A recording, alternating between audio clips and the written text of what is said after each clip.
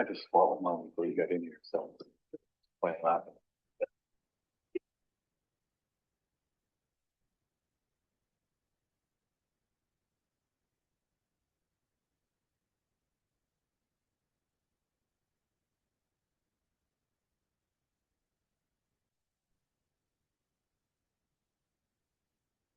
I'd like to call to order the May 6, 2026 Upper Allen Township Board of Commissioners meeting. We will have a moment of silence followed by the Pledge of Allegiance.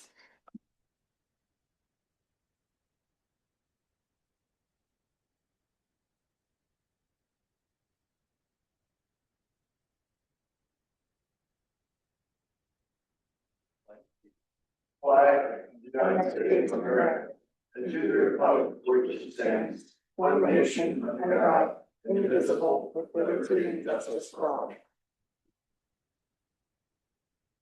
We have the roll call, please. Commissioner Fairchild. Present. Commissioner Overly Smith. Present. Commissioner Martin. Present. Commissioner Walsh. Present. Commissioner Clark. Present. By way of President's announcement, the main announcement is that we have a new member on our staff, which is Michelle Mixel. I want to raise your hand. That's her. And she is our new Director of Community Development. She is highly credentialed and experienced in community planning. And she is originally from the Mechanicsburg area. So I think she brings a lot to the township, and we're really proud. And I've enjoyed working with you so far, Michelle. So welcome aboard. Thank you.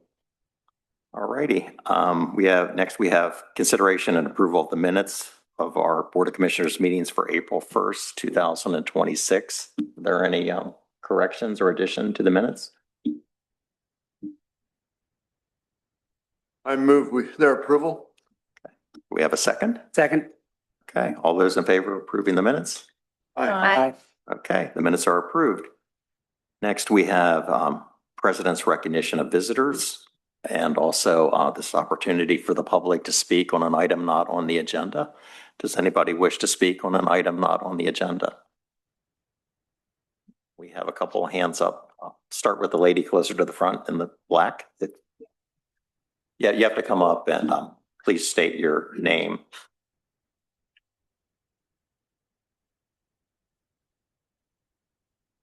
You have to turn the speaker on. There's a little button at the bottom. You'll get a green light.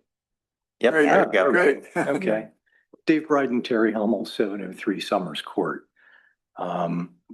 Just kind of want to voice our displeasure with a zoning issue that we've encountered. A year and a half ago, we applied for a fence and permit. Mhm. Fencing was done, everything was okay. Our neighbors now had some work done, and they were looking at the lines for the property.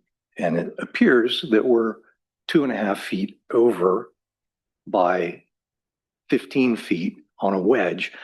And we feel that that should have been caught during the zoning and the application process. Everything we've done, we felt, has been correct. There was a survey stake. Survey was just done on the property on our neighborhood. And there was a survey stake that we were using in addition to, anyway, that's what we were going off of, was the survey stake. And when Mr. Wentz had come out, he went from the pin to that survey stake, walked it. No measurements were done. We put up the fence in good faith, and now we have to move it at our expense, which is roughly about $2,700. Yeah, Mr. Weld had brought this to the manager's attention, and I heard about it as well. It seems to be an issue relating to the original survey, or there's a stake in the ground, but how does Mr. Weld or anybody know it's at the right location? So I don't know, maybe Mike would like to speak to that, but go ahead. Yes, when I went out for the setback in the final inspection, there was a stake in the ground with survey tape around it that indicated it was a property corner. That was shown to me by the property owners at those inspections, saying this is our property corner. I took that as accurate. It was not in the right spot. We don't know how that stake got in that spot, but it was wrong. But I was going off of what the property owners were telling me their property boundaries were. And that's incorrect after I heard from the neighboring property. And I went back to the property, this property, and told them that they will have to move their fence based off of the new survey marker that shows that they are over the property line. We do have a disclaimer on our zoning permits that property owners are responsible for locating their own property corners and showing those to the township. That was done improperly, so now they are responsible for moving their fence. Is this at your rear property line? I thought I heard something about the line extended down or it was obscured by some vegetation. It does. It wasn't obscured. No. No, we have pictures showing, It's a pretty good hill. So from the front pin, it's impossible to see the back pin. And the entire development was surveyed shortly before we did the fencing. And we assumed or felt that that was a proper marker. We kind of feel that it should be the township's responsibility to know at that time it was an erroneous marker and not ours. we submitted a picture of Our the lot. property lot. And if there was a question, one would have thought we You'd could have do it in voiced the it then. beginning of the permitting process and not a year and a half after. And this shows the marker. This is done October 22nd. This is actually before any work was done. And the marker is shown. Visible. Yeah, I don't know if anybody else, the manager or the solicitor has any comment. I'm just not sure we can give you any redress in terms of, Well, we would like, you know, hopefully this is public record and hopefully this will help somebody in the future who may have a problem with the same Right. type of issue. Yeah, like I Just said, a we just question, feel, I'm sorry, go ahead. it's okay. You said that the markers were put in by somebody who surveyed for the entire development. Correct. Do you Yeah, know who Landmark- that company Landmark was? had the entire thing surveyed. Have you talked with them about why they put the marker there or what gave them? I don't know who Yeah, the it's survey been company is. Short, this has been within the last week and a half or so. Maybe that would be a place to. yeah. Just for further clarification, as they indicated, the pins were at the front and the back, correct? Yes, So this was a wooden stake with a surveyor tape on it yes. that was in the middle, Yes. that was used when our inspector went out. We do not and have not done surveying work. We don't have anyone on staff that is an official surveyor, and we do not do that here as part of the process. Is there ever any kind of measuring that is done? Now, we review the plan that's submitted, and we base that off of the surveyor markers, which is, it was indicated the surveyor tape was on it, and that was confirmed by, I believe by the property owner, when we went to do the inspection for the fence part. Yes. So was Ken saying they possibly have redress against I don't the know, but surveyor or the developer? I think that would be, if Landmark is a developer and they hired a surveyor to do an official survey, I think they would bear some responsibility and or have the opportunity to say why the stakes were put in Marker there. incorrectly. Okay, so if we can track down those folks. Well, that should be fairly easy because Landmark would know who they hired, I think. I hope. You would hope. One would hope. Okay. All right. Okay, well, thank you. Thank you. All righty. I can't seem to find the list if Alexis gave me a list, but I saw Sharon's hand up, I know. Oh, she's holding the list. Oh, okay.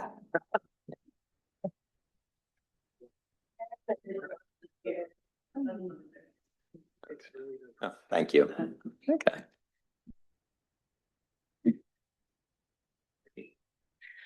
Hello, Sharon Howard, 2479 Glime Drive. I'm here to follow up on an email that I sent you on May 3rd regarding the proposed data center in Monroe Township.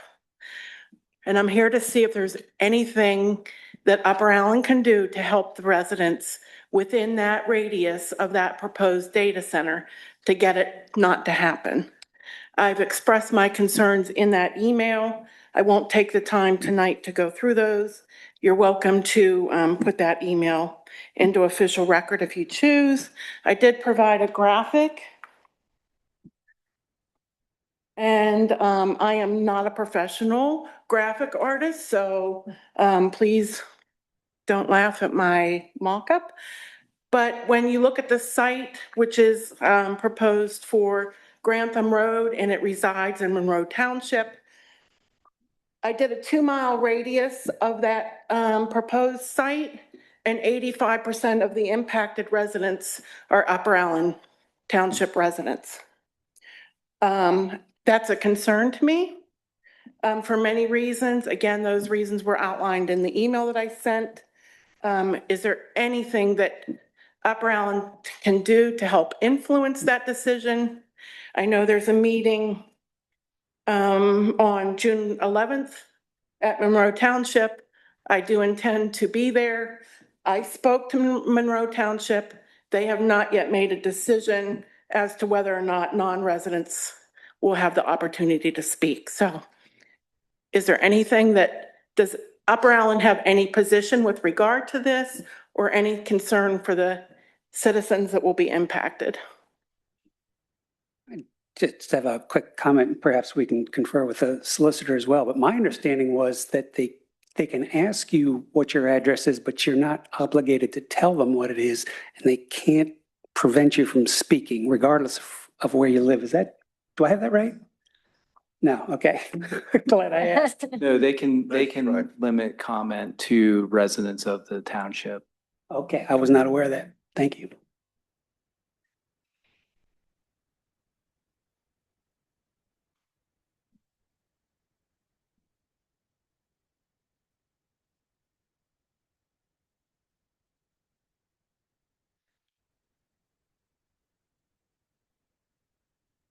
But my understanding is that this property in Monroe Township is zoned residential and a data center is not allowed at that property. And that there would have to be a legislative action by the Monroe Township supervisors to change the zoning to allow that data center. So that's, I mean, Upper Allen Township can't control what the Monroe supervisors do, but you are free to talk to them or attend meetings if you wish to express concerns about what's going to happen in Upper Allen Township. Sure. I guess I would only add that in addition to numerous, all of the residents along that property boundary are Upper Allen Township. There's quite a few. But in addition to that, that boundary is also approximately 600 feet from an Upper Allen Township Historic District.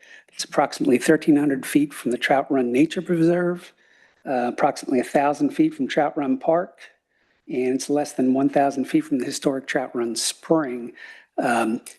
Just things to think about going forward. I am aware of Facebook groups and websites dedicated to the Monroe Township Data Center issue. You might want to just, also look for those after the meeting. I'm in probably all of those. Good. I am aware also of the zoning, but deep pockets sometimes influence decisions. And I'm sure those data center companies, it's a joint venture. I'm sure both companies have very deep pockets, and combined, they have a bigger wealth than probably all of Upper Allen Township.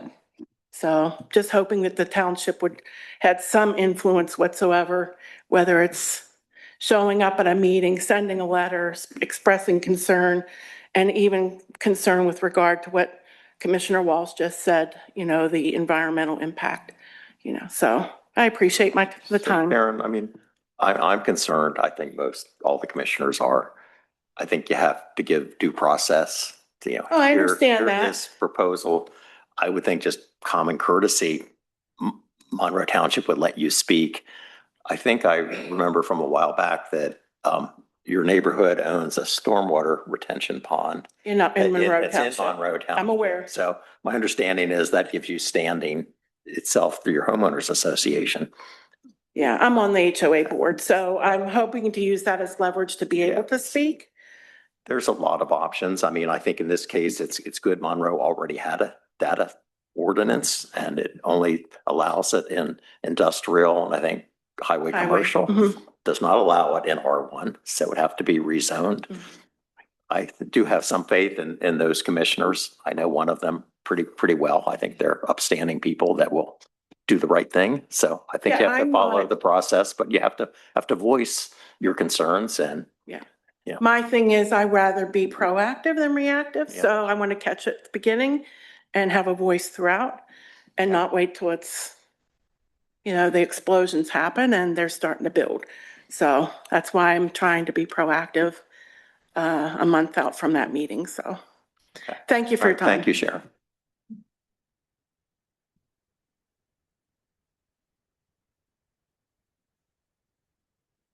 Is it- I think that's all who signed up to speak. Anybody else? Okay. Jeff. Oh, Jeff Williams, okay.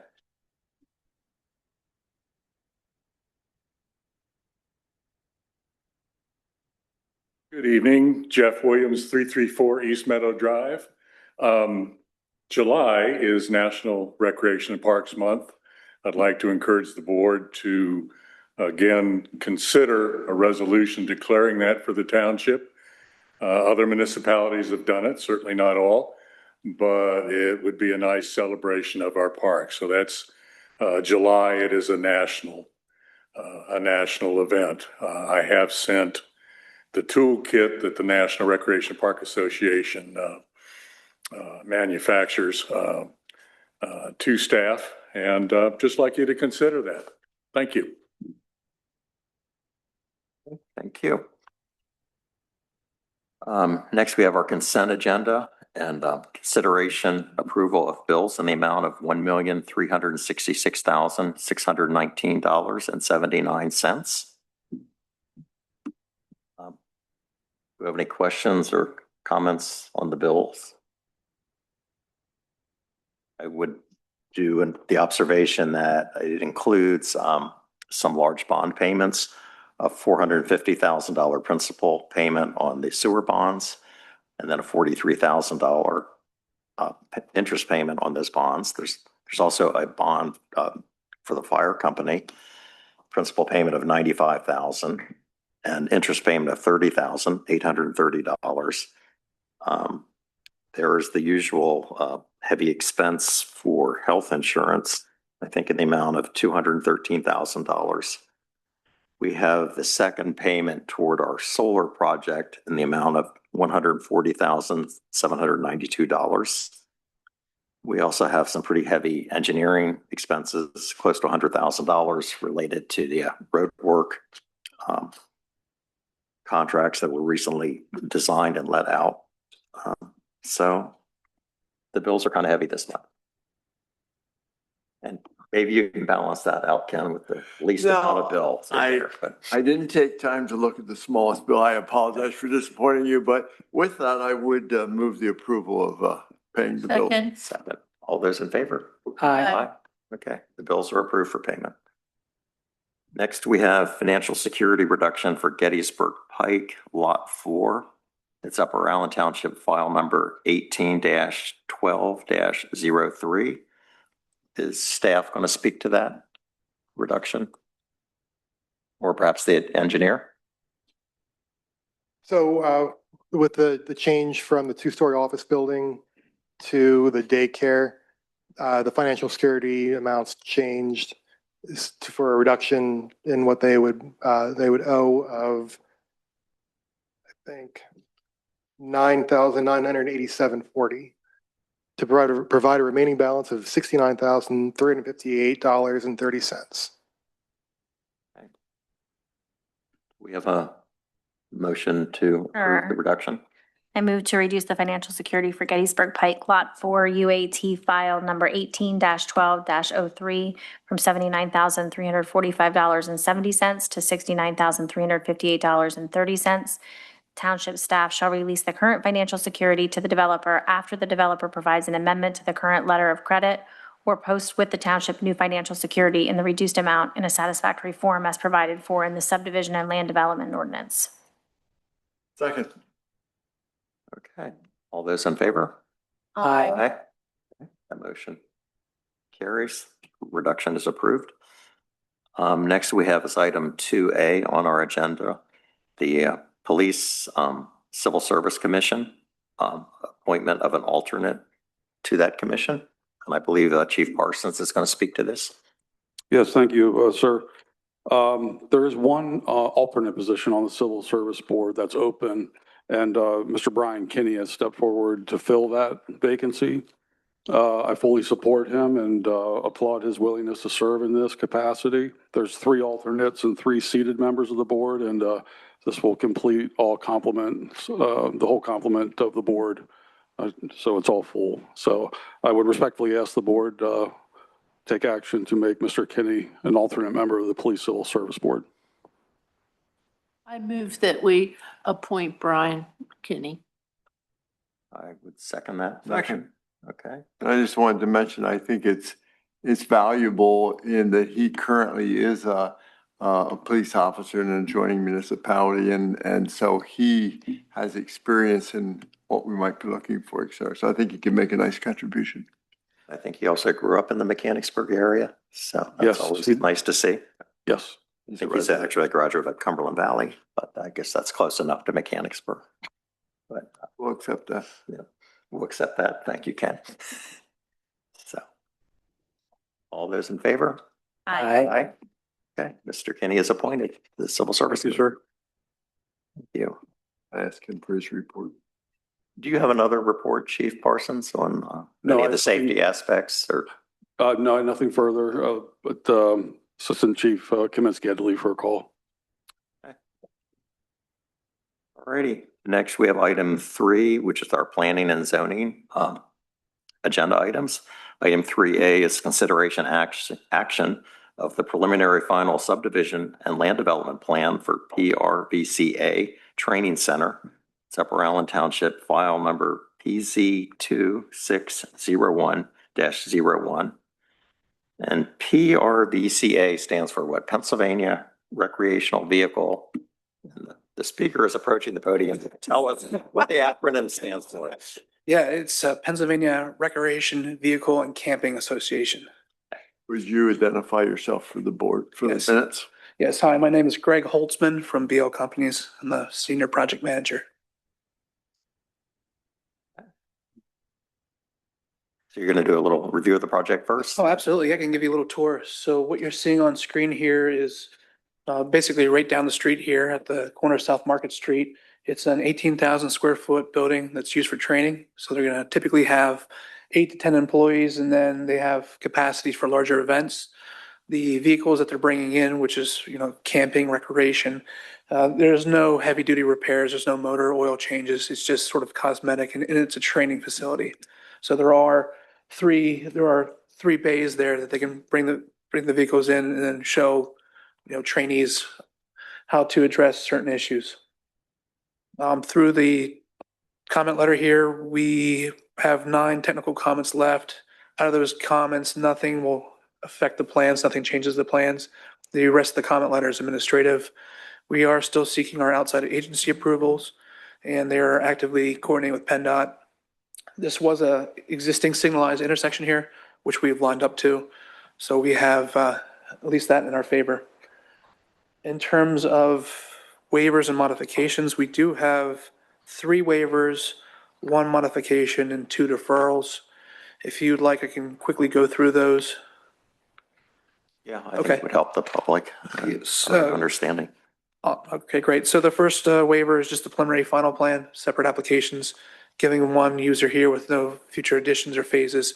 We're looking for that to be waived. The second one is requiring plans and profiles to align on the same sheet. What we have is we've worked with the staff, and basically it's well-labeled plans to show how they relate. It's basically saving additional paper. And then the third waiver is for the 2 access points. We have one main access point here. We are on a state route, which we have our challenges there with topography. In the event that we do need something, we have access to the rear of the property, which I believe the school owns. So that was something that was talked about. But for this plan here, we only have one main point at a signalized intersection. So those are the three waivers. Any questions on those three waivers? Yes, I do. So the access to the school property to the north, do you have an easement there or a given access point, or are you just pointing out that they're an adjoining landowner? I wasn't sure what you were communicating. Right, so there's been discussions. I don't think we have a dedicated easement at this point. There's been discussions, and I believe that's coming, but it'll basically, the road will just align straight and go into that sort of that wooded area. So that there is a provision on a different plan that shows that. That was a concern of some of us that, we should plan, good planning, toward the future would be. Yes. I mean, you certainly made the right move lining it up with that traffic light and the intersection, and it relieves pressure on South Market Street elsewhere by doing that. So if we could reach some type of agreement or provision about that, it would be helpful. Absolutely. The solicitor, I believe, told us we can't make it a condition, but it would have to be like kind of a negotiation, or can you clarify that?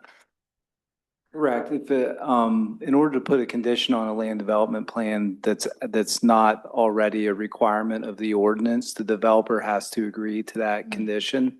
But frequently developers will agree to reasonable conditions if there's a proposal from the board. But I thought, so customarily in this plan, would there not be two required entrances or levels of access?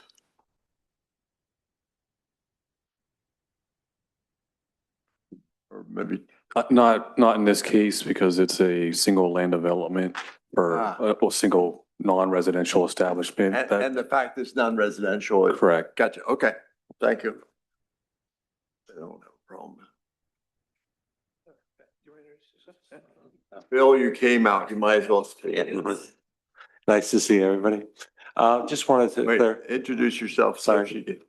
Bill Gladstone, and I'm with a company called NAI CIR Real Estate. Okay, and I was working with Greg on the PRVCA project. We talked to the school board. I talked to the school board. There's two strips of land there. One was the easement to go through that you just discussed, Mr. Fairchild. And the other one was, there's a strip of land between where the Penn State property is. And we talked to them about trying to put that into our tract, but we can never come to an agreement. For whatever reason, they just stopped returning phone calls. So, because that's just going to stay there forever. It's a useless piece of land, will never be used. We thought about that, like you said, for future planning, and it just wasn't in the cards for them to want to call us back. So we tried both things. Hopefully we can have some influence too. I mean, I kind of recall that being under consideration, and then we weren't even sure who owned it. And then it turned out to be the school district. School district, yeah. But what was your use for that? With the land at that point, did that help you with stormwater or something like that, or? Yeah, so to navigate everyone to the strip of land to the right, it's that small sliver. I think there's a water service. There's a water service that goes, Veolia has a water service line that goes through there. It's lower in elevation.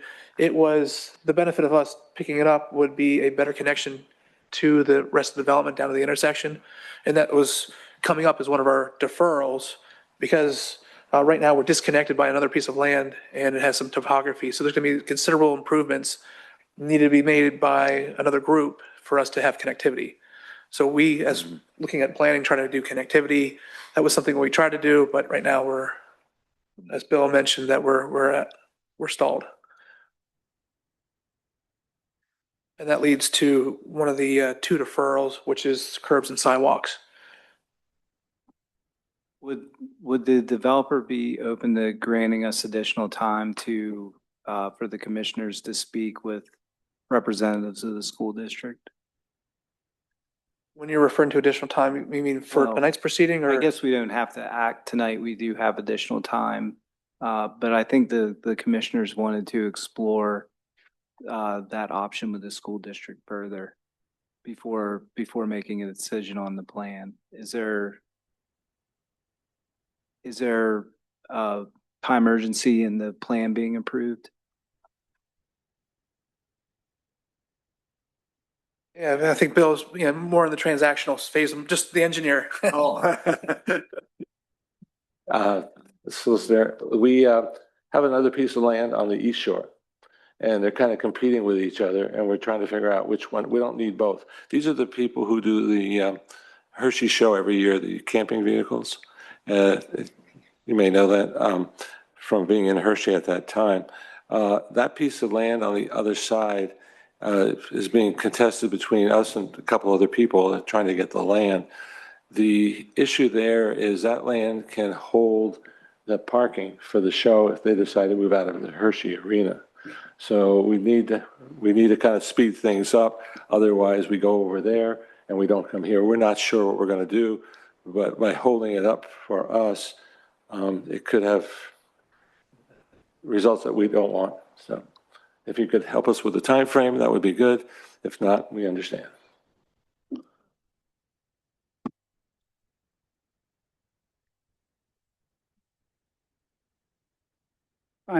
President Fairchild, in my packet, the third waiver references requiring the preservation of all trees of the trunk caliper of at least 5 inches at 6 feet above, 6 inches above grade. But that wasn't the third waiver you referenced. Correct. I think the modification waiver list that you have was from a previous review comment. So that's been satisfied. We've been able to preserve those trees. Okay, are we mixing up modifications and waivers? You had referenced waiver specific. Correct, yeah. So since that was issued, we were able to preserve the existing trees through the landscaping. In addition, the 4-to-1 slopes, also we were able to resolve that with plan changes. So we're no longer looking for relief for those 2 items. Gotcha. Maybe that'll help clarify. Thank you. So what's remaining would be the 3 waivers, the 2 deferrals, which is curb and sidewalk along the state route, and then 1 modification. And again, it's this one here is a plan profile scaling issue.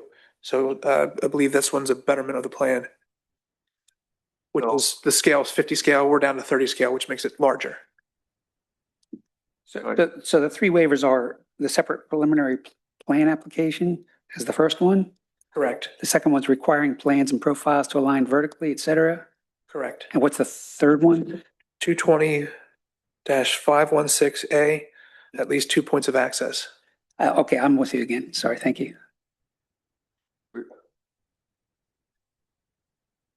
What are the 2 points of access even in discussion? Because I think our engineer indicated that they're not necessary. Or did I misunderstand? That's always been my understanding because it doesn't meet the criteria to require the second So if access. that's the case, we wouldn't have to actually pass a waiver. Is that correct? Makes sense to me. We'd be happy to remove that. Okay. They can noodle on that while I ask my question in terms of deferring sidewalks. And I know it's a lot of concrete, but in terms of planning, doesn't it make sense since we have, I can't recall, do we have, there's business there. Do we have sidewalks along Gettysburg Pike in front of the Penn State property now? I think we do. Up to a certain point. Okay, so then if we had sidewalks up to the signalized intersection, then school kids or people that live in Lindenwood or whatever could come down to the businesses in the town square and also safely cross at an intersection and go up to the businesses at Shepherd's, the crossings, those rushes. So when I looked at that, I was interested in why we wouldn't take the opportunity as a municipality to get those sidewalks in so we had more pedestrian movement, even though it's along a busy street. I understand that, but still they walk folks walk along other sections of Market Street that's busy too. So, They walk along there. yeah, well, yeah, I guess they do, yeah. Can you help me with that? Oh, absolutely. So, I mean, a great question. That was something that during the early stages we looked into. It's a topography change from the Penn State property to ours. It's so that sliver of land that we looked at earlier is significantly lower. And when whichever they intend to do with it, we don't know if they're going to raise it up, if they're going to keep the same elevation. So that will negatively, if we would install the sidewalk, there'd be a whole bunch of removal and reinstallation. So therefore, we just thought, here's the funds for it.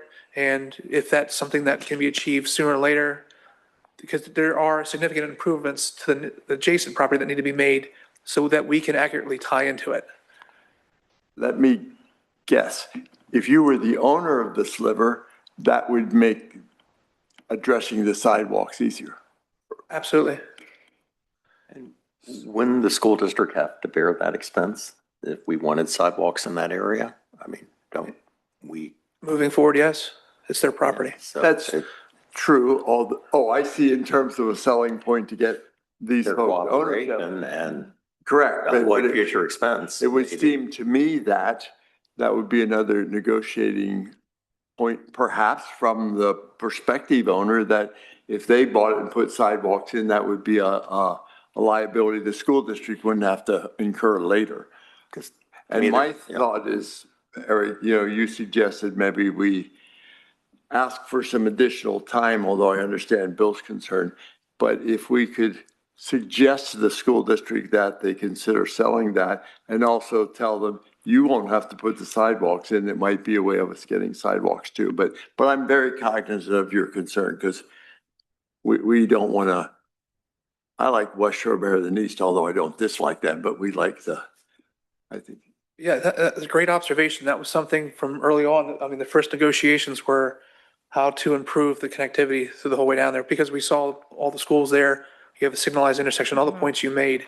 And we thought that where we are now, the best option is to provide the deferral, provide the funds that when that does get tweaked, it can all be done together. The other challenge too is we have our HOP permit in, so if you were looking for more, because that's in the right of way, so HOP plans would have to be amended too, which would add delays to the overall schedule. Now that's something that can be done later, but for now we would like to proceed with HOP. I'm sure you're familiar with PennDOT and getting plans and approvals for them. But I'm not sure how HOP impacts or influences that. So the right of way for the HOP includes that road, the guide rail, and a small, the property line's actually several feet outside that roadway where the sidewalk would be, in my opinion. You mean on this small sliver of land? Yes. Okay.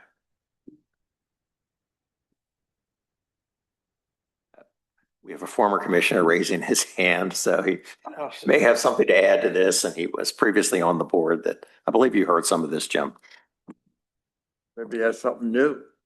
Jim Cochran, 34 Allison Avenue. I'm going to say this, I'm 95% certain, because I don't have firsthand knowledge, I have secondhand knowledge, but that sliver of land was owned by the school district when they built Shepherdstown, because there was no sewer in Upper Allen. And that was where their septic went. So somewhere on that sliver of land is a rather large septic system. I know someone who worked there in summers mowing the yard and maintaining the equipment. So I don't know how that's going to come in as you try and do something with that piece of ground in the future, but that was the septic system for Shepherdstown Elementary when it was built back in the 50s, and we didn't have sewer in the township. And it came across Market Street. Mm-hmm. And Market Street wasn't like it is today. It was. Well, you're so much older than I can't remember. Hey, everybody in their 80s, raise their hand.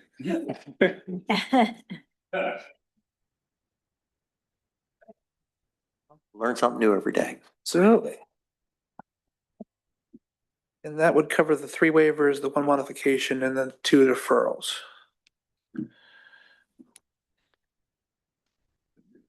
So with that, I'd open it back up to the board. So tonight we're looking for the recommendation for conditional approval for the plan for 1723 South Market Street. And the granting of the waivers. Modifications. and It deferrals. says in the memo that last available Board of Commissioners meeting to take action is July 15th. Sorry, I don't have that in front of me. So like 30 days wouldn't be enough, or would that put you in a bind? Otherwise, I mean, there should be a meaningful discussion with the school district, I think, and I'd be surprised if they wouldn't return the township's calls, but you never know. No, but I'm good. Yeah, that would be helpful. Yeah. You mean at the school district? Yeah, but I'm concerned about if we didn't take action tonight. I hear your concern about timing, but would 30 days unduly jeopardize your transactional relationship between the two sites? And it'd be the ripple effect. So the MPDS is in play, the HOP is in play. All those plans, if we were showing additional ground, additional property, additional improvements, would negatively impact all those plans that have already been in process for the latter part of, since 25, this job started. So, Mr. Solicitor, I'm sorry. Do I recall that any property in a first-class township, we can call on the need for sidewalks? Or only if it was previously deferred?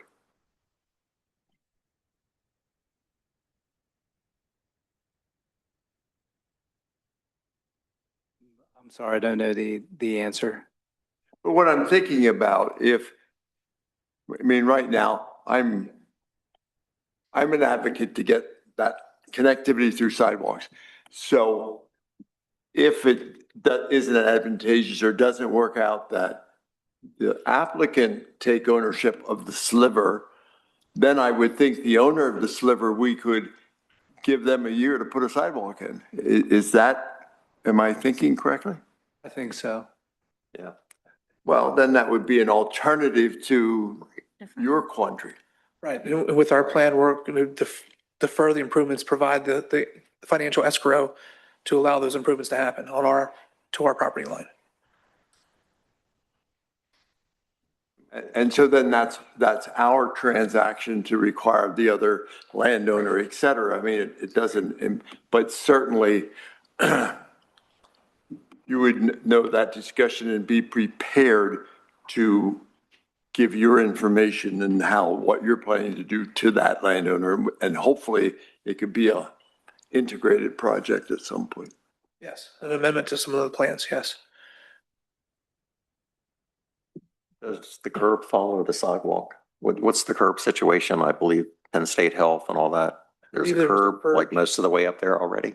Yeah, there was probably typically there's a verge between the edge of the sidewalk and the back face of the curb. If we look at the Penn State property, yes, so they have the green space between. Curbing the whole way to this point. What's that, Mike? There is curbing and sidewalk all the way to this point, about 60 feet from the property line of the Penn State Health property. But, I know we're kind of doing planning while we're dealing with this gentleman's plan, but, I'd ask of the board, am I ill-advised? But it seems to me if we're developing a town center and there's more and more activity here at the intersection, and we got a big user up above at the school, and at some point the school might develop or do something back there, and to have the ability for people from Lindenwood East to be able to walk to the town square on sidewalk, to me, that feels like good planning. Yeah, I don't think you're getting any disagreement. Okay. I mean, I see that. I'm just exploring whether we can. Yeah. It makes sense to also require the school district to put the curb on that sliver of land. To me, the curb goes with the sidewalk. Well, I think the solicitor indicated we could. So, and that that should be independent of your transaction. So thanks for enduring us. It just happened to be a joint discussion. No, appreciate it. And again, this was something early on, the initial discussions were trying to figure out how to acquire that piece of property because that would have helped with our balancing the site. You know, we could have pushed the stormwater down, so that would have tweaked our own overall process. So it was a focus early on.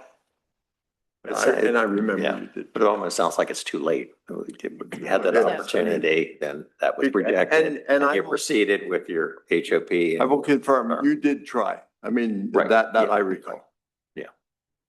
And I mean, you said good words. I was most concerned about the entry or the future access to the school district property. If an easement or something can be created or in the future, or there's consideration, or did you say you have another drawing? Yeah, working on? there's- I know that was like a 24-foot entryway already, which I think like meets the standards of a road. I mean, our engineer can correct me on that, but it was like you were most of the way there with what has already been designed.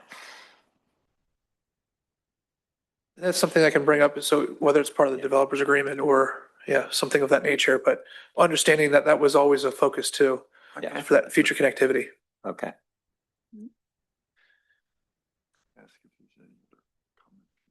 Oh, are there any other comments from the audience? We have a gentleman, okay.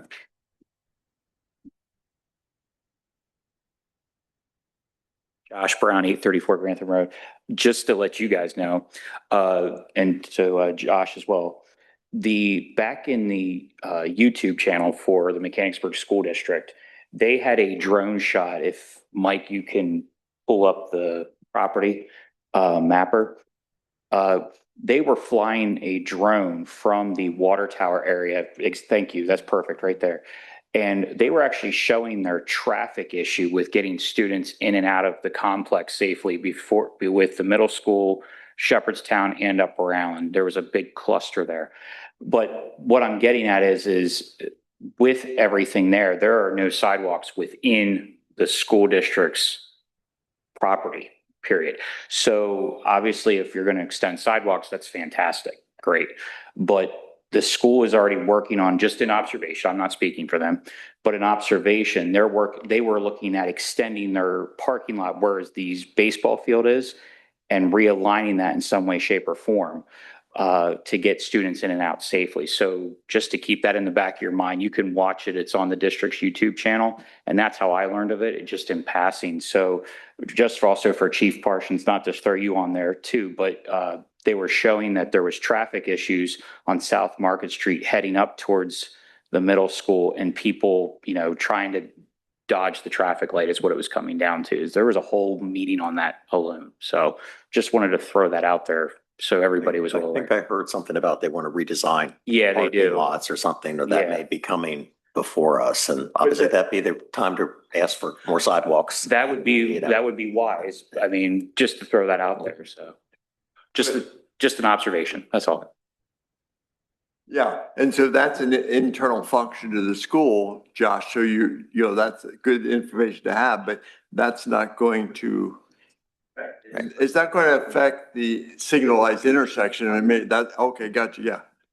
And the fact that they don't have sidewalks internally, well, shame on them, then, that's, again, we don't have jurisdiction over that, but thanks for addressing.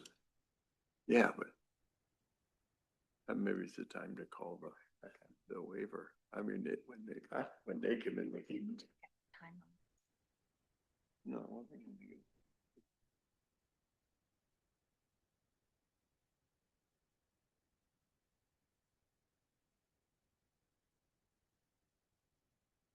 If I heard you right, you're okay doing the sidewalks if you have to. And we don't want to be hard-nosed about it, but you're. Correct. You Yeah, know they're deferral. So as you mentioned earlier, if you call us, during the project, we could install it if after the township would install it, but there is monies Yeah. to install it. Yes.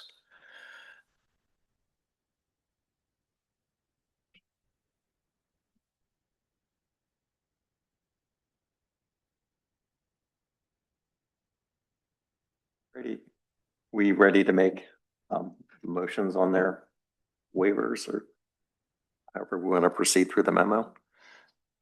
Sure. I move we waive the requirements for section 220-3.5.A1 requiring a separate preliminary plan application. Second.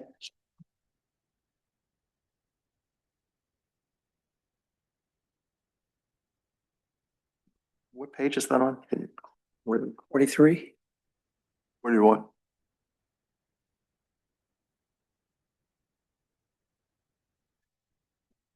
All those in favor, I guess.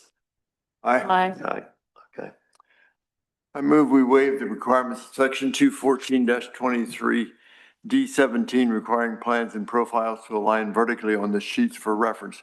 On the current plan, the profile names have been labeled per pipe run number to assist in easily locating the plan and profile information. Second. Okay. All those in favor? Aye. Aye. And even though this is cared for, I move we waive the requirements of section 220-513C4 requiring the preservation of all trees with a trunk caliper of at least 5 inches at 6 inches above the ground. The applicant notes that the existing trees that the section applies to cannot be preserved in place because one is impacted by necessary grading changes and the other conflicts with overhead utility lines. Relocation is the only feasible method to ensure both safety and long-term tree viability. That was the one that we were able to address then. Yeah, Okay, but we'll have it on record and then you. thank you. Got understood. I think we have two different versions of the memo. Or Oh, maybe I didn't get the latest memo. So I appreciate you being on task here. well, I'm Ken. just making it up, Eric. Oh, okay. Yep. President Fairchild, Yes. if that motion is approved, do we need to add a 49th condition specific to that? What was that, Phil? Do we need to add a 49th condition specific to that if it's approved? I don't There's 48 think. shown. Oh, yes, okay. But, and what would you propose as a 49th? So are we, Are we at that point for conditions? No, he was, what the motion that you made, I guess that had already been addressed by the developer and Yes. there's been an updated memorandum, but you must be reading from the old memorandum. So the conditions of approval don't have that condition because it already occurred. So in other words, that proposed waiver is null and void. So I will withdraw that motion. Yes. Now you only have 2 waivers. We do have one more then. Yeah, you do have a third waiver though. Not in my sheet. So well, anyway. Is there an option to put the plan? Oh, thank you, Alexis. I did not. It should say revised at the top by the date.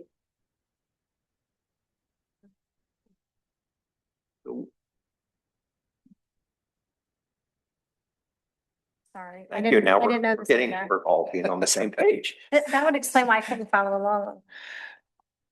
In all truthfulness, on the way here, I read the same one. I was like, I thought we got rid of that. I was calling my coworkers, so. Damn computers if we didn't have to Thank go to you the for thinking on the fly, Appreciate it. Okay. Right. We waived the requirements for the preliminary plan. We waived the requirement for the profile. And now is this, but the one with the preservation of trees is Still on here. null and void. It's on the one that we passed out. Yes, the revised one that you referenced, Alexis, that waiver is still on that. On page 2. But the conditions are down to 41, so. So number 5 still indicates that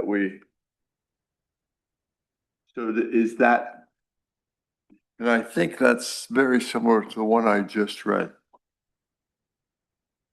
If there's an option to pull up the cover page, because the cover page will list all the modifications, waivers, and deferrals, or more concise list. Maybe center on the cover sheet. An option. Yeah, If I may, Michael's going to pull up the sheet, and if we could follow in that order on the revisions, and it is under item number 5. And that's what that was the motion I just read, Michelle. I thought. And they told us not to do it? Because it's already. That's, yes, the motion, the number 5 on the screen is the third waiver, which I just read as a motion. Is that still valid? That is still on our BOC. Okay, good. Then, Mr. Chairman, I bring my motion back. So, yeah, so right there, number 3, move to approve, disapprove the waiver request for 220-513C4, requiring the preservation of all trees with a trunk caliper of at least 5 inches at 6 inches above the ground.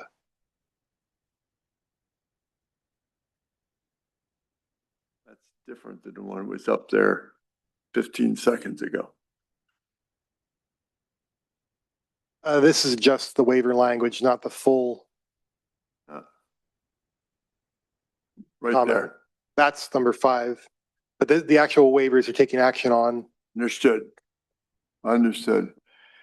My mistake. I'm with you. So the third waiver, I would move to waive the requirements of section 220-35A1 requiring, no, I did that one, sorry.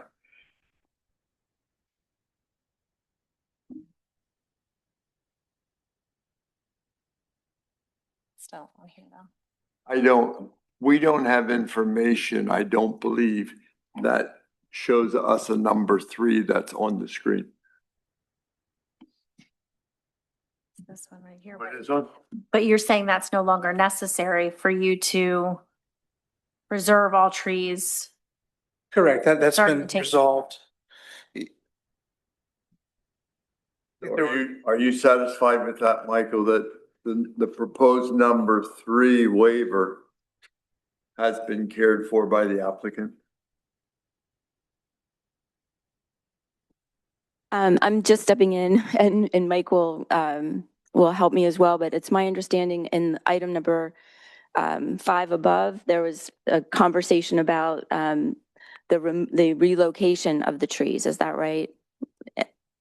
There was, but we've done grading that maintains the location. So would it be that for this motion for approve or disapprove, would you add a condition in if that was your pleasure to require an additional condition to relocate the trees? Is that what we're trying You're to? saying it's not necessary to relocate the trees because you've graded around them? Correct. We can strike Okay, that perfect. completely from the Okay, so request. that Okay, we perfect. no longer need a waiver. So then, just for the record, I could move to not approve that waiver and then we'd have a record. Is that correct? Yeah, if you want to disapprove that waiver, then if they don't need it, then they should be fine without it. So we should move to eliminate that. You can withdraw the motion Withdraw that. because the developer But the has. motion I actually gave is not the one that's proposed here most recently. Okay. So I would move to disapprove the waiver request for section 220-513C4, requiring the preservation of all trees with a trunk caliper of at least 5 inches at 6 inches above the ground. Second. Because as I understand it, we don't need that waiver because you've already preserved them. Yep. All those in favor? Aye. Eliminated that waiver. Now, there is another waiver that I'm not sure if it's on your list or not, but it's 220-516A for the 2 points of access. Ah, And is there a way to pull up the cover sheet? Because that'll have a list of those items. So the subdivision ordinance, and I do stand corrected. It reads that all subdivisions and land developments containing 20 or more lots or dwelling units or buildings containing a total aggregate gross floor area of 15,000 square feet or greater shall provide 2 points of access. That has not been a comment that's been released on any of the township memos to this point, and hence some of the confusion. The staff's opinion all along was that this is the best option, being at a signalized intersection, and a second point of access wouldn't be necessary. But because it is a ordinance requirement, it's up to the board if you choose to take action accordingly. I'd love to defer to them and say it's not warranted, so we could just move forward. Well, I think that's what you're advising us, Michael and Jason. So then, well, Disappears. we don't have to deal with that. Ah. Are we done with waivers? Those are the three waivers. The modification is next. I know we gotta go to deferrals, but how about, are you guys good for waivers? All right, now I think we're going to the first deferral I see is the one for curbing. Mm-hmm. Is that right? Yeah. That's right, yeah. What did we decide to do that? We're not going to. We're going to defer it, which means then at a future time, we can call in that deferral. I thought we were proceeding with that as part of the plan, that they were going to do that. So it would be to disapprove deferral. If you're okay with that, or Because I thought you wanted some time to address that? You're prepared to put the sidewalks in with construction. So to recap, if we do that, depending on what they do, next door neighbors will negatively impact that. So the best option, in my opinion, is to see what the neighboring property does, and when they make that improvement, our improvements go with it. So it's one overall project. Okay, I can. No, I think, Eric, we were going to defer it to give us time to negotiate with the sliver owner and try to see if we get a sidewalk there, so we'd have and then we'd call your deferral. And then we'd So there's no need to attach a time limit on it. Correct. It's when you call us, When you we install it. Yeah. All right. We go through the necessary steps to install it. Approving. I just want to make sure I'm understanding this. So if we defer the sidewalks for now, and then next month we get a hold of the school district and they're willing to put a sidewalk in on that sliver, you guys will do it as part of your plan. We will amend the plans and put it in. When you call us, when you call the deferral, whether it's 2 months from now or 10 years from now. Got it. I mean, they may even have the building built before we call the deferral, but with the deferral, we had the right to call that. Does that require board action, or is that done administratively? That's What's that? part of The deferral? calling it a deferral. I don't know, but we have to accept the deferral. So that does require the action, this motion. Right, when we call it in. I didn't know if know. it comes before the board. Who can answer that? How when we call in a deferral on a land development plan, does that require separate board action, or is that just an administrative? I believe it requires board action.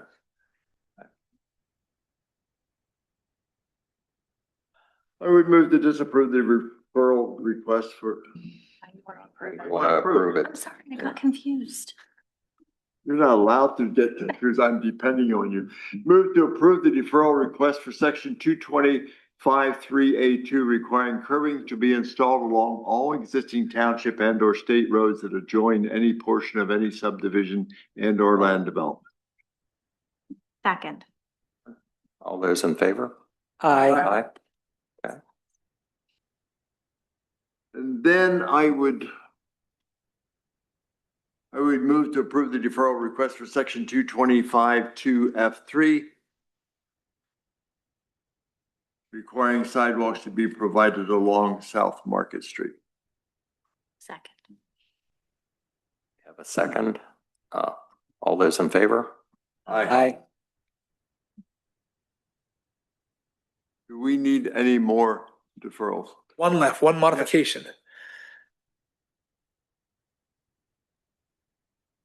Where would, That'd be 214-3.5.C4D.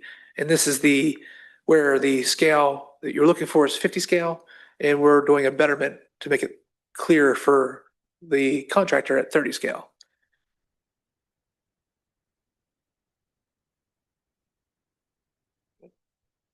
What is it again? What? 214-3.5 point C 4D. 4D. Okay. We have that one. Yeah, it's number 1. I don't see the word into the motion for it. Page 4. That's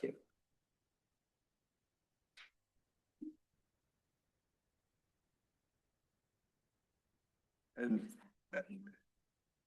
page 4, you mean, oh, under the modification. That's the horizontal scale, and that's what, okay.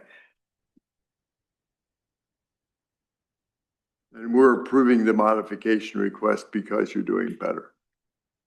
Yes. Okay, I can do that. Move to approve the modification request of the requirements of section 214.35C4D, requiring profiles to be drawn at a horizontal scale of 1 inch equals 50 feet and at a vertical scale of 1 inch equals 10 feet or 1 inch equals 5 feet. Second. And is that a correctly stated motion from what you're, okay? I believe Karen seconded. Yes, she did, but wait, I think Jason wanted to. We have a discussion on another item. Oh, okay. Okay, all those in favor? Aye. Okay. That modification has been granted. What about the second modification listed on page 4 with regard to the side slopes for surface storage area? That one we will revise that to meet the ordinance. So that is no longer. We don't have to take action. Okay, thank you. So, go ahead. It's fine. I'm going to back up and change my opinion on waiver recommendation. Mike and I discussed this further and looked at the plan and do realize that the proposed structure is 18,000 square feet, while the ordinance sets the limit at 15,000 feet before 2 points of ingress and egress are required. The applicant is actually correct. We do feel the plan is in its best form that it can be and do recommend that the board go ahead and make that waiver approval. So you're recommending and or satisfied with one point of access, but then we should have the waiver so it's on record. That's correct. I believe you said because it's at the signalized intersection and, there's justification that way. That's correct. To me, that should be, part of the minutes and the record, to have Agreed. that justification. So that ordinance section again, so the motion would be to waive the requirement for 2 points of ingress and egress according to section 220-5.16A of the subdivision land development ordinance. And that is not on here. That's correct. Okay.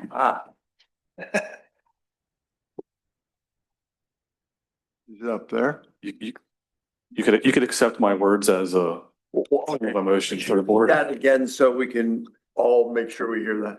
The recommended motion would be to waive the requirements of section 220-5.16A of the subdivision and land development ordinance, which requires 2 points of ingress and egress for structures over 15,000 square feet.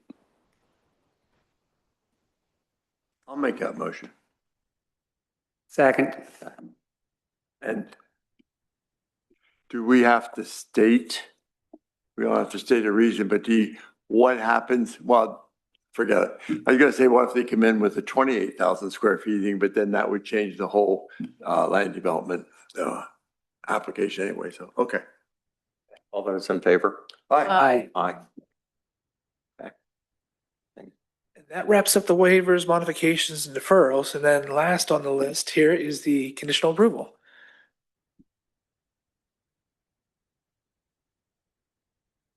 We don't have to read all those conditions. No, we aren't. Did we add a condition, Eric? We didn't have to. 'Cause We didn't the have to, it was 41, so it's still 41. Right. Okay. Geez, how'd this become my job? I would move to approve the preliminary final land development or preliminary final development plan for PRVCA Training Center subdivision and land development. UAT file PZ 2601-01 with the following 41 conditions that are noted in staff memo. And I want to put some standard language on.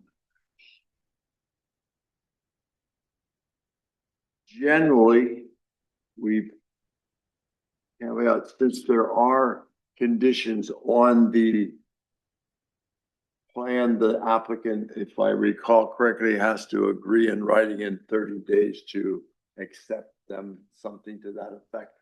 Am I close, Michael? Okay. That's a motion.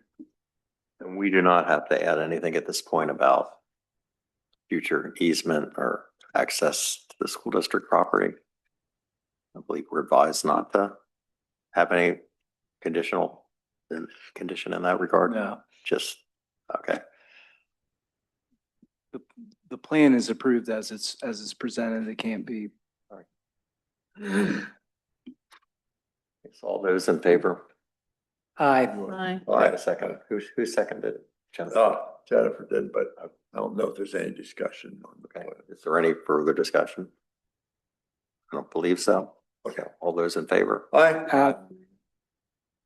All right, well, thank you for your time. I apologize for the confusion. We've had different systems. Some of us have new laptop computers. We're trying to process the information that way. Some of us did not get paper copies and then they were updated. So our apologies. Thanks for bearing with us. Thank you Your again. patience. But they got what they want.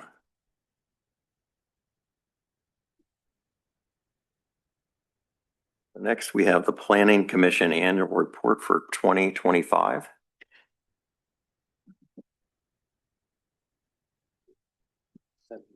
Pretty extensive memo to that. Maybe. Name of the guy at the school board. You'll give it to Ken.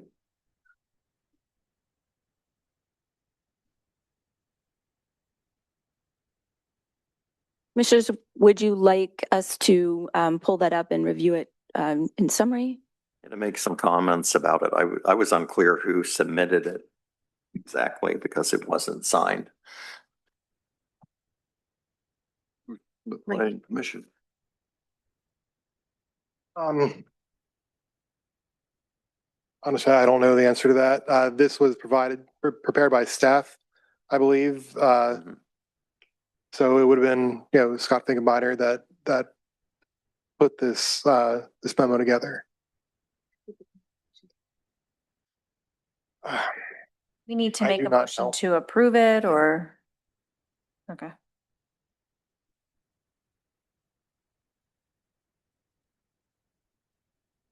Right. I didn't know if anybody wanted to make a summary of the content. Everybody's okay with that? They discuss how many plans they reviewed last year, text amendments and so forth, other plans that are like inactive. And, so all those in favor of approving the Planning Commission report? And we need a motion. I motion we approve the 2025 Planning Commission Annual Report. Second. Now, all those in favor? Aye. Approving the report? Aye. We have approved the Planning Commission report.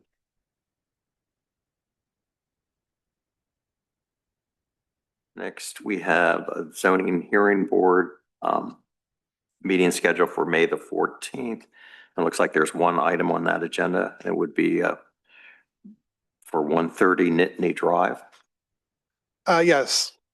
The church, they have a community garden that they spend a lot of time on, and they produce a lot of food for the food bank, and they're being eaten out by deer. And they tried some other options to keep the deer from eating all of their crops, but they haven't been working. So they're going to be coming to the zoning hearing board asking for an 8-foot high fence. They would only be allowed to have a 6-foot high fence by code.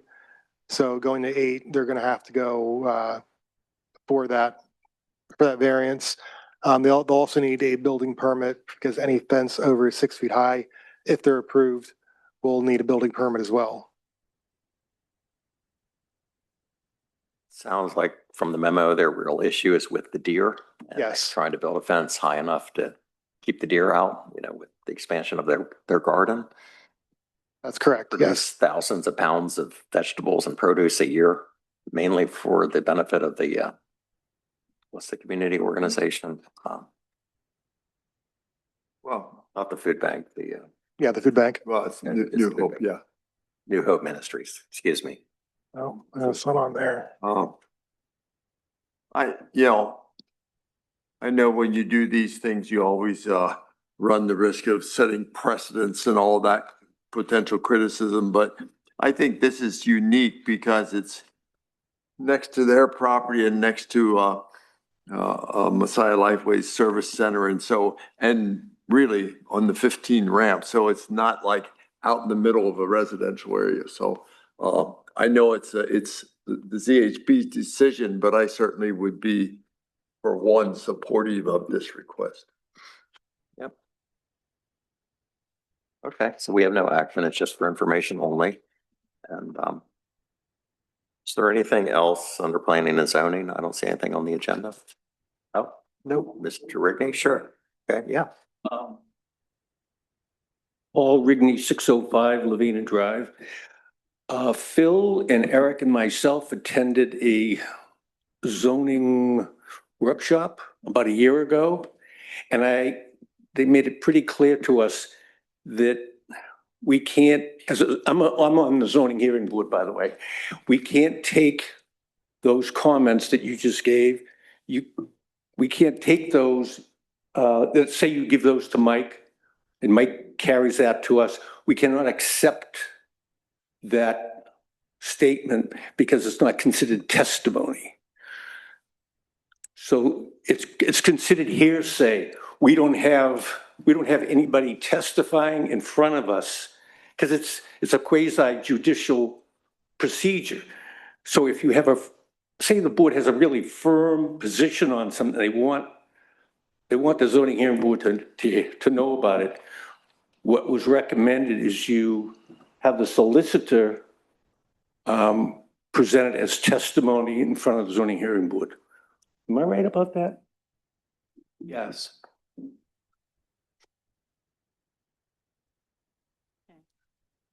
So even if we had a position or a feeling about an issue, it wouldn't be appropriate for Mike to communicate that to ZHB as the messenger. Is that what you're saying? Correct. It should be done formally on. Only in the form of testimony before Yeah. them. Right. So then the reason, I mean, then there's also an issue with separation of powers because the zoning hearing board is supposed to be independent. But I always thought it was on our agenda just for information purposes and, Correct. to explain what they're asking for, which comes from the application, which should be a public document. Well, yes, that's my understanding why it's on the agenda, so the commissioners are aware of what's going on at the zoning hearing board, not to make recommendations or make any type of action about it. I don't think I made a recommendation, but we won't argue about that. Is a commissioner allowed to attend zoning hearing board and give comment there? The issue with an individual commissioner making comment is that there's an issue whether it's in your individual capacity as a citizen of the township or whether you're acting on behalf of the board. So you should not be representing that you are making a position on behalf of the board unless the board is actually, a majority of the board has adopted that position. But you could testify as an individual. Can I testify as an individual citizen? Yes, although you do have to be concerned that developers may argue that you are infringing on the independence of the zoning hearing board that if you make comments. So typically we recommend that you do not attend the zoning hearing board. Well, then I'm perplexed why we even have it on our agenda. So I would recommend that this board in the future put all zoning hearing board actions on the agenda for information, but you, Mr. President, would just say, there's X, Y, Z, it's on the agenda, move on. I mean, it feels to me a little disingenuous to take this board's time and put it on for information and not have an opportunity to comment or recognize it, even though it's not an official action or testimony, but I defer. Well, I think it gives the public a heads up that it's an upcoming case. They're interested in it, that they're following these meetings. Maybe it helps that way. Yeah, but we can't. We don't really have to stray into discuss the it. area of opinion. That's probably the best All right. takeaway. But I'll accept that I was out of order, but No, nobody you ever weren't. told me that. you're fine. One thing, I would say if you felt strongly enough about one of these, zoning hearing board cases and you wanted to send the solicitor there to make comment, you'd only know about that from me providing this information to you. Well, this is a change because we have in the past already taken a consensus and action and had Jen take that to the ZHP, but that was under the previous solicitor, so I respect that. And so, yeah, okay. All right. Do we have anything? Are we down to administration? I guess. Well, we didn't have anything on sanitary sewer. There's probably no report. Or did anybody have anything to add about this sewer department? None? Okay, the administrative committee. We have consideration approval of updated township emergency operations plan, known as an EOP. Yes, the Pennsylvania Emergency Management Services Code requires that all municipalities prepare, maintain, and keep current an emergency operations plan. The county does require that the municipal EOP is reviewed and officially adopted every 2 years. So that is what is before you today for your consideration. And the resolution number would be 1124, if you so choose. Were any changes made to it?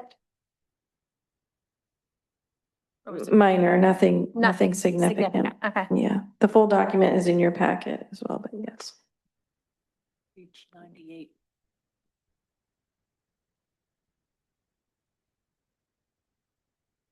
I move to approve resolution number 1124 to promulgate and adopt the emergency operations plan of Upper Allen Township as reviewed and submitted. This resolution shall take effect immediately. Second. Any other discussion? Is this on the website that the public could access it? Might be a good idea to have it there. Probably not until you adopt it, and then we will make sure that it's posted. Okay. So we have a motion and a second. All those in favor of approving the updated emergency operations plan? Aye. Plan is approved. Next, we have the solar project update on the tax credit. In the March, the Board of Commissioners meeting, the board authorized the expenditure for the Upper Allen Township Municipal Building Solar Project in the amount of $627,726. The contractor would have temporarily covered the additional cost of the project with a 6% fee from the tax credit portion of the total cost. In April, an update was given at the Public Improvement Committee meeting, and an alternate option was proposed for the township to pay the additional 30% of the project costs directly from the township and file the tax credit as opposed to the vendor filing on, well, we would still file, but as opposed to the vendor covering that cost for the next year. So by choosing the alternate option, which is before you for consideration this evening, we would in fact pay for that additional cost, that additional 30%, and then the tax credit would come directly back to us next year, approximately around this time. I was trying to do the math on this, and the 6%. About $49,000. So that's of what? 6% of what number? Of the, of like close to $900,000. well, that was the total project, Right. right? That's what I'm saying is the 6%. Which was 855 something, I believe. Yes. So I was just working in round numbers, like if it's a $900,000 project and 30% would be 270,000. That Well, would take if us the- down to a project cost of 630,000. We estimated 627,000. Yes, and the costs are actually were coming in a little less based off some of the solar panels we didn't need, et cetera. So that's why the reference in the memo is up to that amount, but it actually will probably come in a little bit less, which changes the other figure as well.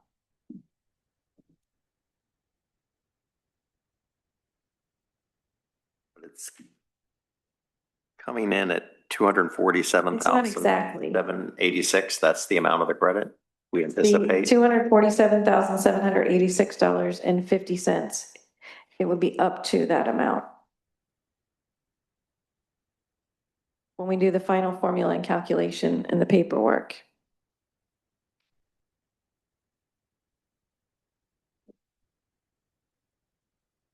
We just approved a payment to them tonight. I believe it was the second payment. So what is the total project cost then? If, are we adding the 247 onto the original- 6? Was 825,955. $825,955 was the original total cost.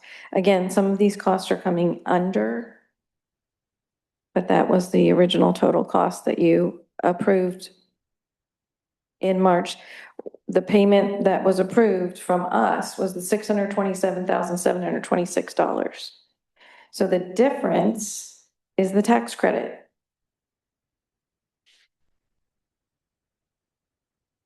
You say 825,955? Yes. Okay.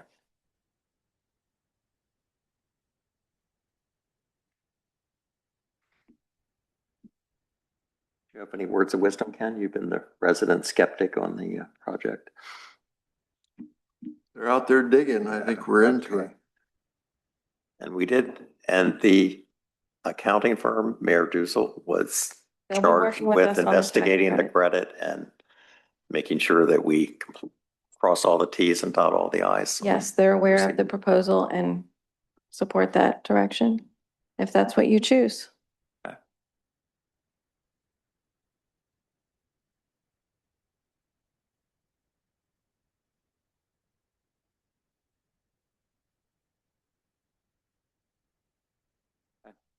We have a motion on the tax A credit. motion issue? for additional project cost payment up to $247,786.50 from capital fund for the 2026 solar project on the municipal building.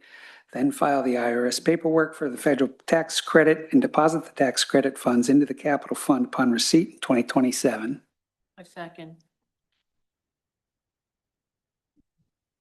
One more question. Do we have any idea when in 2027 we may receive the credit? It should be around this time of year, but they don't provide an exact date. Yeah, so I don't really have a specific answer, but April, May, it should be. Okay, great. Okay, all those in favor, or do we have any other public comment about this or any other board comment? Oh, okay. You should come up. Since we don't pay taxes as a township, how do we get a tax credit? It is, that was my question, exactly. And Mayor Duzel did approve that we are in fact eligible as a government. It's based strictly on the solar project and it doesn't matter that it's government to government. Oh, thank you. Yeah, Ken is asking whether it's federal funds, and I believe so. It's through the Internal federal. Revenue. It's a Correct. federal tax credit. Correct. Yep. All righty. So we voted? No, we have a motion on the Okay, floor. motion. Are we ready? Okay, all those in favor? Aye. Okay, now we have voted. So next we have Park and Recreation Committee and the acceptance of resignation of Jeff Williams from the Park and Recreation Advisory Board. Jeff is the chairman. And he submitted a letter, I guess earlier or late last month. He's moving to Virginia. Would you like to have some comments, Jeff? Make any comment? I didn't do it yet. Okay. No, thank you. I said my piece, but thank you. Okay. I think Ken has a few words for you. What happens if we don't accept the resignation? And I think he's stuck here. Will you stay? No. You talk. No. We should accept that. Okay. Oh, yeah, we should accept, is there a motion to accept Jeff's resignation? I so move. Okay, do we have a second? Okay, all those in favor? Aye. With regrets. What's that? With regrets. With regrets. With Okay, regrets. yes. So now I believe Ken has a few words for us.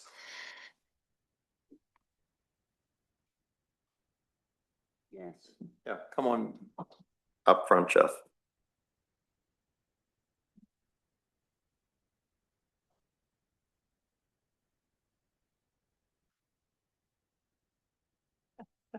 Alexis, we need a photographer.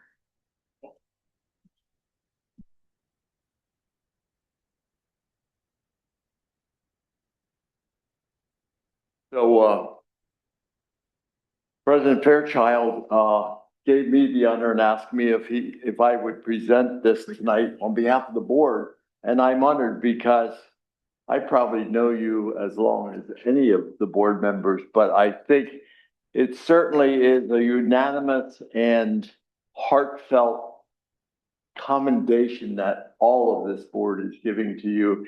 And on behalf of previous boards and the many volunteers that have worked in Park and Recreation through the years, as well, Jeff, as all the kids and citizens that have benefited from our park system and recreation system in this township. So we'll embarrass you, but it's heartfelt. Tonight, we'd like to recognize you for your 12 years of service on the Upper Allen Township Parks and Recreation Advisory Board.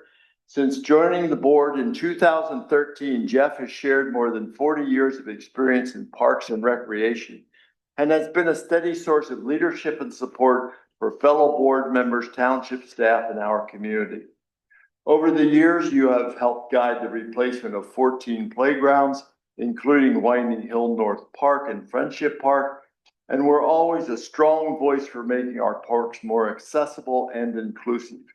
You also played an important role in projects like the Township Dog Park, the opening of Generations Park, and the Grantham Park and Pond Project. So on behalf of the Board of Commissioners and the residents of Upper Allen Township, we thank you, Jeff Williams, for your dedication and lasting impact you've made in our community. And we're going to miss you and Carmen, but we wish you well. We thank you. And please know that you are welcome back in the boundaries of these township in any time you wish. So allow me to well, I just did read the proclamation. I think this is the same thing. It's just it's more fancy. And so you may have this to take with you and hopefully you will find a spot to use that.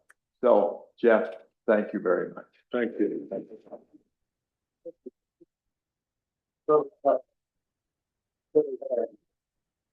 you have I'm going to see him in church Sunday. He says that far from me.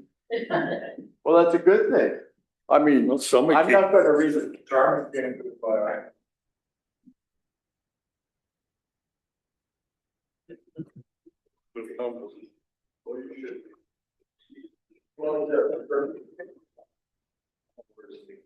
You're standing.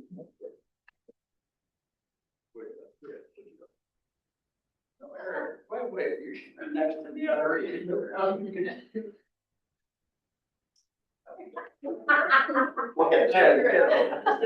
Hey, you can't. I'm trying.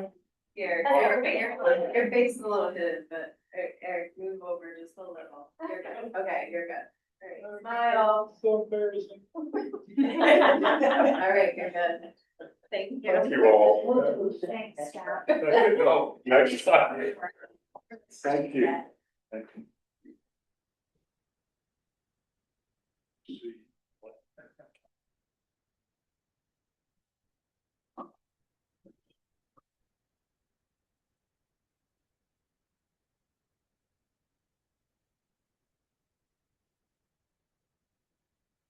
So next, we have the task of filling the vacancy created by Jeff's departure. And we, it's for a remaining approximately a 6-month term. And we had previously interviewed a number of candidates, for the vacancy, the terms that were up this year. So we thought we would reevaluate those individuals versus opening it up again. And we had previously ranked the individuals. There was a tie.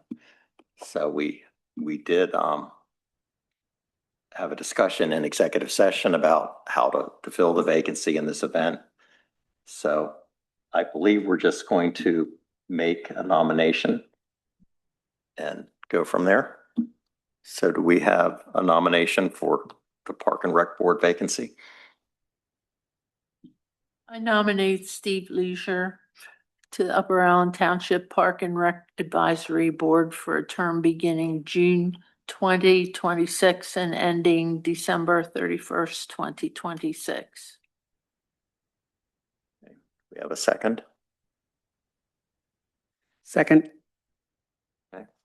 And I believe we want to have a little discussion. I just wanted to indicate that I know both the individuals. I think they're fine, community-minded folks. I think they would do very well on this vacancy. So I think they're both well qualified. I'm going to vote no, not because in any way it's a commendation on Steve or his interest in the position, but our Park and Recreation Board, who personally interviewed both candidates, actually all the candidates during that whole reorganization process, and they came back with a recommendation that Lauren Sanker be appointed to fill the vacancy. And so I feel strongly that we have a good system of governance here in the township with community volunteers advising us on the various groups, et cetera. And so I take seriously their recommendation, and I can find no reason why we wouldn't support that recommendation. So again, I will work with whomever is elected, but I want to go on record that I oppose the current motion only because I think it is disrespectful of our volunteer Park and Rec Board. Thank you.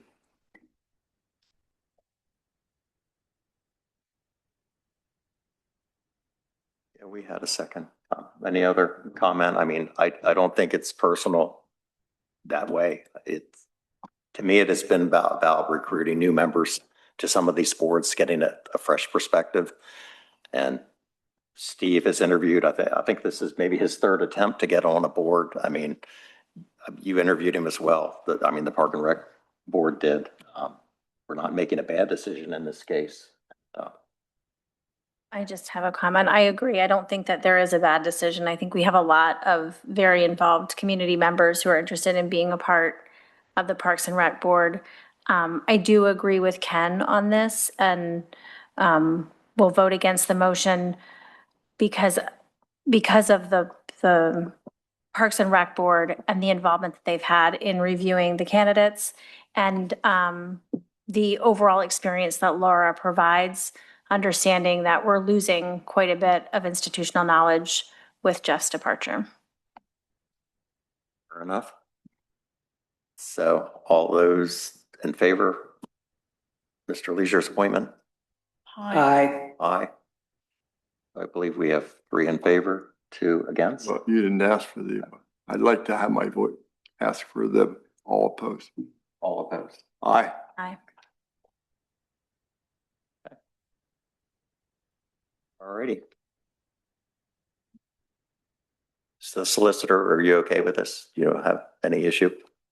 Yes, no issue. I did forget to advise you, though, that at the beginning of this meeting, we should have announced that there was an executive session this evening at 6 p.m. to discuss personnel matters. Thank you. I was going to get to that. Ken just reminded me, I also did not note that the meeting is being live streamed for those who wish to attend virtually. And a recording of the meeting will be available afterward for anyone who cannot join in real time. And we'd like to remind speakers to speak directly into the microphone. So we are down to the solicitor update. Do you have any? The Pennsylvania Supreme Court issued a decision last Thursday, which held that stormwater fees are a tax. I am reviewing that decision. I am in contact with different municipal agencies and other solicitors, and can provide a more detailed analysis down the road. But that case has been decided, and we are looking into it and any changes that may have to be made as a result of it. Or any legislative interest in acting sooner rather than later on some type of clarification on the matter? We need to fully understand the ramifications of the decision before we take any action. Okay, I just didn't hear that. And I've actually read very little news coverage of the decision or kind of the reaction from some of the state legislatures or whatever. I haven't seen any reactions from any politicians. I know that PSATS is intending to issue guidance. I'm assuming the Municipal Authorities Association will be issuing guidance, and I want to review that guidance before we make any type of changes, any legislative changes. Okay. Did you have anything to say about we had the hearing on the appeal of the zoning and hearing board decision regarding 1206 South Market Street? Yes, there was an argument before Judge Smith of the Cumberland County Court of Common Pleas regarding the township's appeal of the zoning hearing board's decision in the MF Maplewood matter regarding the contractor's facility that's proposed south of the Webercroft development. The Webercroft citizens also had an attorney, Bill Cluck, who argued in favor of their appeal. And the developer presented their position, and the zoning hearing board argued in favor of affirmance of their decision. Judge Smith has taken all that under advisement and will issue a decision. It's unknown when that decision may be issued. I would assume 60 to 90 days at least before there would be a decision. Okay. Well, thank you. Do we have a tax collection update? I have no report under any of the items under miscellaneous this evening. So the Capital Region COG update? No, we will have a meeting in May.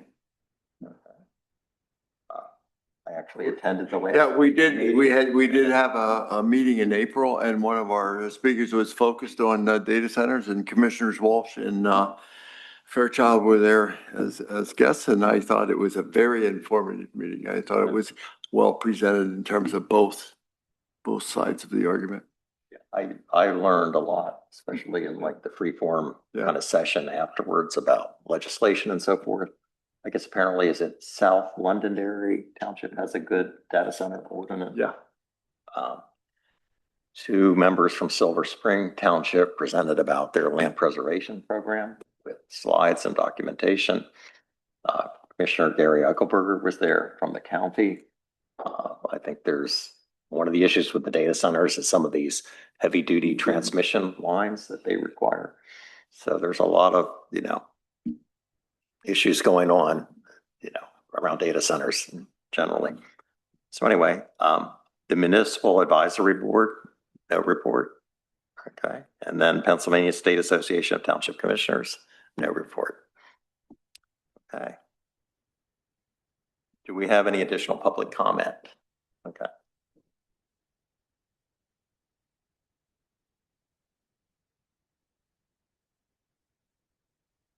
Jim Cochran again. I just have two questions for solicitor. I did read an article on the finding on the Westchester case, and perhaps the article was wrong, but it seemed to indicate that they found that you couldn't tax another governmental body, but not necessarily nonprofits. Have you seen anything about that, or is that just something that this reporting source made up? And number two was the zoning hearing board. Was that the same judge that's hearing the case in Silver Springs, and it's taking months to get a decision out of them? I believe so, because he made a comment that he had seen the other attorneys in a prior case. So I believe that's probably the Silver Spring case that he was referring to. Courts don't have any deadline in which they need to issue a decision. So we could be back here 2 years from now, still waiting for a decision, basically. It's up to him. And then the other question was about the Westchester case.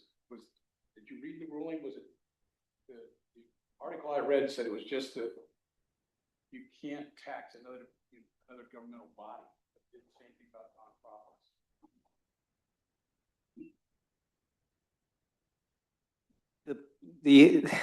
The issue is there were literally Supreme Court justices arguing about what the decision meant. There's 3 or 4 opinions out there. And it's going to take time before we know what the consensus is.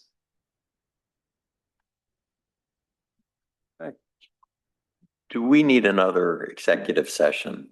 I know we had one prior to the meeting, but we did not get into like the litigation issues.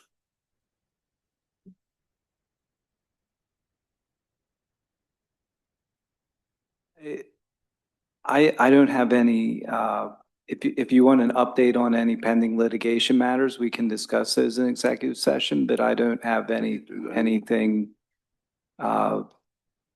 new to inform you of. Okay. There was an additional personnel issue I saw. That a policy change. I didn't know if we were going to talk about that. Help us to do that. We could meet quickly. I mean, Yeah.